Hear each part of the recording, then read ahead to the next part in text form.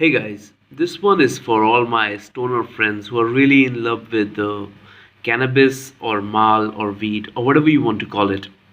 Since we are doing a series on psychedelics, I thought it would be a good idea to invoke one of our favorite thinkers while we were growing up, and that thinker was Carl Sagan. And Carl Sagan was one of the people whom we read extensively while we were growing up, especially books like Contact, which is one of the great novels that I have read in my life.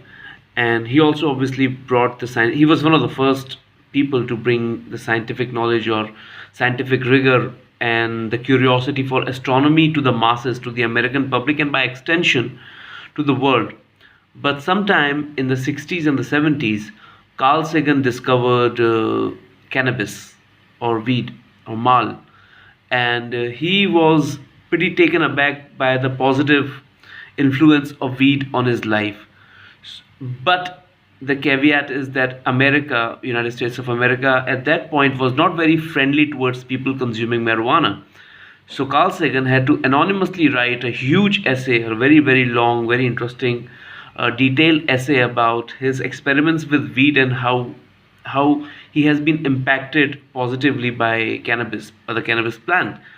What I'm going to do is I'm going to try to read out a few sentences from that essay, and I will leave the rest of the essay in the link if you need me to. But here is what Carl Sagan has to say about this, alright? The cannabis experience has greatly improved my appreciation for art, a subject which I had never much appreciated before.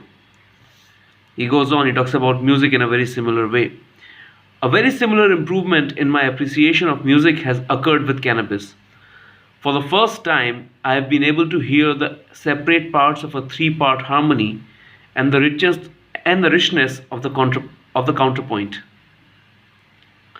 I have since discovered that professional musicians can quite easily keep up many separate parts going simultaneously in their heads, but this was the first time for me.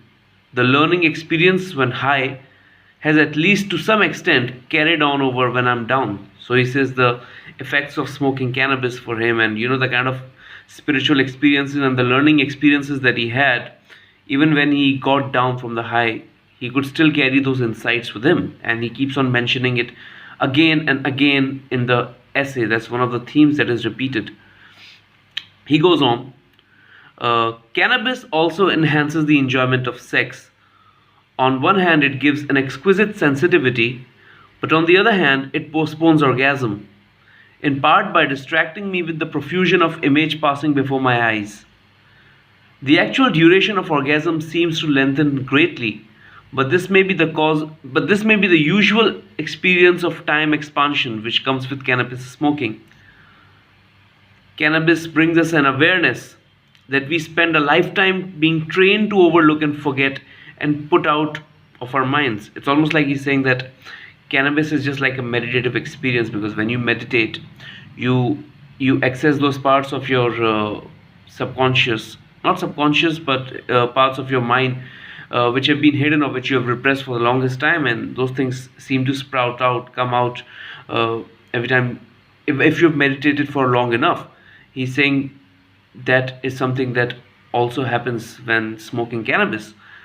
So one of the last things is he says, I'm convinced that there are genuine and valid levels of perception available with cannabis and probably other drugs, which are, through the defects of our society and educational system, unavailable to us without such drugs.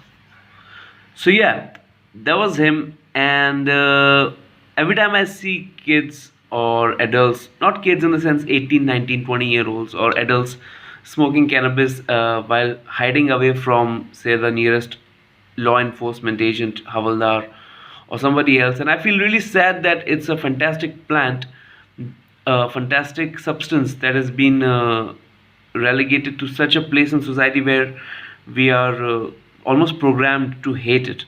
Like not even like be able to inquire about it, not even be curious about it, but just hate it. And so you would ask, what did Carl Sagan have to say about cannabis, the legality or the process of making cannabis legal. So he says, the illegality of cannabis is outrageous, an impediment to full utilization of a drug which helps produce the serenity and insight, sensitivity and fellowship so desperately needed in this increasingly mad and dangerous world. This was written in the 60s and the 70s, and he thought that the world was mad and dangerous. I mean, imagine how much do we need it right now, and imagine how bad it is that a plant which is so important to the well-being of humans. And I've been doing some research on this, and Sandeep has been writing about this on this page. What we've realized, the plant and many other plants and many other drugs like these have been used all over the world since the longest time, and it seems at some point in history we just decided to let go of this amazing thing that we had and completely close ourselves to it. So yeah, what I'm going to do is I'm going to try and put the whole thing in the bio. You can read the whole essay. It's a very long essay. It'll take you a while to read it, but totally worth the time. And the next episode of Psychedelics is going to come out tomorrow. It's going to be a very interesting one, so stay tuned for that. Bye.